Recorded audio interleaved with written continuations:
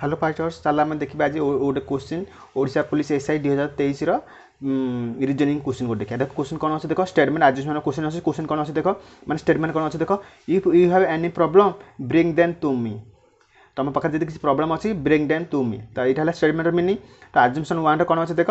If you have some problem you कौन यहाँ you have some problem देख ये स्टेटमेंट थी इफ लगे if you have any problem bring them to me तो से आजुमेसन कह यू हैव एनी प्रॉब्लम कहीपर ये इफ लगे ये डायरेक्ट कहीदेला तो यहाँ भूल हो ओके यहाँ स्टेटमेंटर एगेन्स्ट पड़ा बट आजुमेसन टू रे कौन देख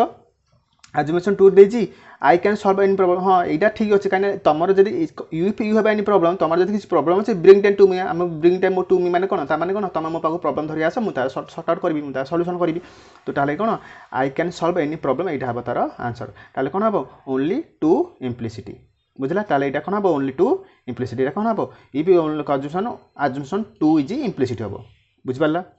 ओके धन्यवाद।